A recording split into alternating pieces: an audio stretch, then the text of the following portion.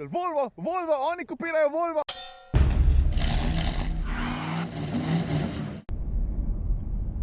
A veš kaj? Mislim, da bo tukajle perfekt.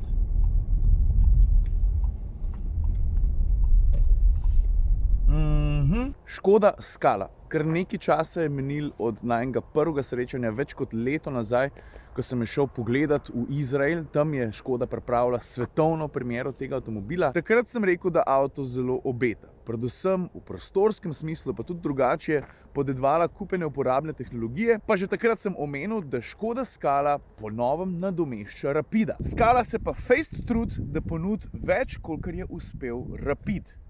Na vseh področjih. Pa še zdaj se spomnim ene hecne stvari. Ko sem objavil prve fotografije Scale, takrat na svetovni premieri, vas je bilo ogromen, ko ste videli ta zadek, pa ste rekli, Volvo, Volvo, oni kopirajo Volvo. Ok, vidim podobnost, ampak a veš kaj pa še drži? Da ko Scalo vidiš v živo, ko se okrog nje sprehodiš, to kar naenkrat pozabiš. Ker kot celota, predvsem v oblikovnem smislu, ima nek samosvoj značaj, ki je še kar izrazit in tudi to bo Scali pomagalo do prepoznavnosti. Ja, saj se ne dere, tukaj sem, poglejte me. Verjetno so se te igre naučili pri Volkswagenu. Saj veš, ljudje tudi namarajo vsi kupiti bahaški avtomobil. Predvsem pa, ena stvar, ki pri Scali izstopa še kako zelo, in tudi to sem že takrat povedal, to je prostor. Ampak tukaj ponovadi, pojmo lepo po vrsti. Pa ajde, če sem se že dotaknil dizajna, ne? Pravzaprav je tako, ko greš gledat detajle, jih ima Scala kar nekaj, ki tako ali drugače izstopajo. Je pa res, da jih črna barva malo posrka vase. Če zbereš kakšno drugo, bolj zanimivo barvo, mogoče kakšno modro, zeleno, takrat detajli spet nazaj ven popnejo. Govorim o precej ostro narezanih žarometih, pa detajlih, ki jih pol najdeš tudi tukaj noter, vidiš? Pa nekaj podobnega velja tudi za zadnjo luč, vidiš, kako se zaje v karoserijo. Pa veš, kaj naj bi bilo neumno, da naredim, da povem točno, katero vozim? To se pravi, Škoda Scala z opremo Ambition, pazi zdaj, ne bencinski, ampak dizelski motor, 1.6 TDI s 85 kW oziroma 115 konji. Tukaj treba poudariti, če so tvoje ambicije dizelska Scala, potem se cene začnejo razmeroma visoko pri 21 jurjih. Če pa gledaš 1.0 bencinarja, čisto osnovno, tista Škoda Scala Active, 1.0 TSI 70 kW, pa se vse skupaj začne že pri dobrih 15. V kabini je pa tako, jasno je, da Scala ta svoj zadržan stil prenaša tudi sem noter. Je pa zelo hitro jasno, da kljub temu, da ne govorimo o neki zelo visoki stopnji opreme, da je vse skupaj sestavljen zelo, zelo dobro. Materiali so od dobrih do povprečnih, tudi nekaj trde plastike je, ampak ne veliko. V vsakem primeru pa ta prva stvar, ki jo pogruntaš, takoj, ko se noter usedeš, še posebej, če si predtem kdaj sedel v Rapidu, da je občutek kakovosti, feeling v kabini dosti boljši. Pa evo, da si boste lažje predstavljali, o čem govorim, ko opisujem kabino. Poglej, same preproste, večinoma horizontalne poteze z običajnimi števci. V tem primeru Scala pač ne posega v segmentni vrh, to tudi ni njena naloga. Ampak naj te vse skupaj ne zavede.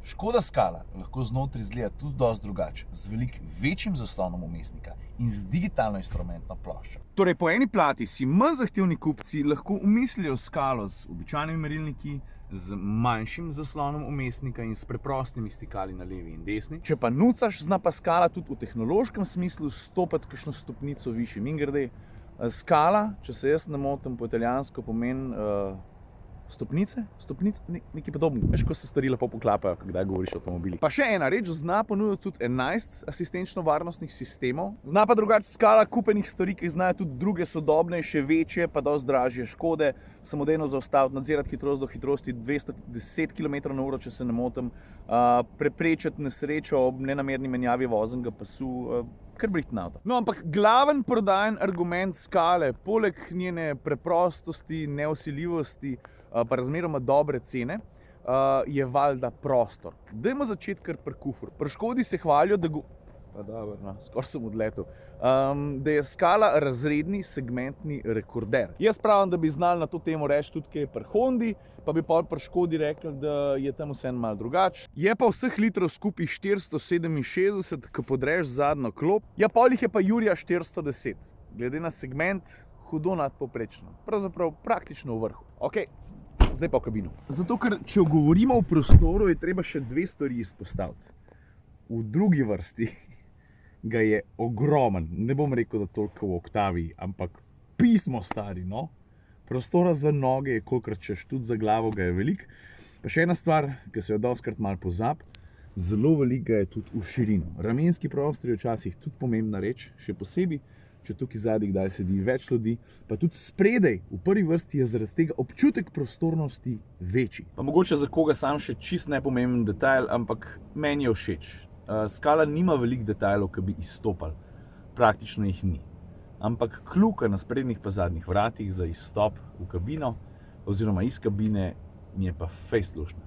Poglej, zdi se mi, da je to edini detajl, ki izrazito izstopa po tem, kako je oblikovan. In v praksi, tudi ko ga pošlataš in vsakič, ko uporabiš, je občutek zelo lušten. No, pa če sem prej že omenil motorno varianto, dizel, orange šparoc. Jaz nisem niti malo pazil, kako vozim, kje vozim. Večinoma sem se vozil na avtocesti, nekaj malega tudi po mestu, zelo malo pa po takšnih cestah, mimogrede tukaj sem v bližini Krtine. In tale ovink, skozi katerega se v tem trenutku pelje Peugeot 208, sem jaz še včasih, ko sem delal na Siolu, ves čas izkoriščal za fotkanje avtomobilov. Tule imaš vedno mer, prometa je malo, vse skupaj je odprto, lahko delaš fotke z širokokotnimi objektivi, s teleobjektivi, vse vrste dinamik se da narediti, tudi tiste malo bolj dinamične. V glavnem zelo hvaležna lokacija. Kje sem ostal? Poraba. 5,2 litra, brez da bi karkoli pazil. In glede na to, da poznam svoj vozniški stil, ki je pretežno dinamičen, vem, da bi šlo pol še zlahka pod 5. Si drznem reči tudi 4,5, 4,6. In to je to, kar sem jaz v osnovi zapovedati o skali. Avto se je v moji knjigi dobro zapisal, je preprost, jaz ne bi izbral črne barve. Tudi nisem prepričan, da bi se odločil za dizla. V vsakem primeru pa z opremo ne bi pretirabil, ker bi si želel zadržati ta value for money parameter, ki je zelo pomemben. Pa zdaj, ker sem še kaj pozabil. Ali pa ne.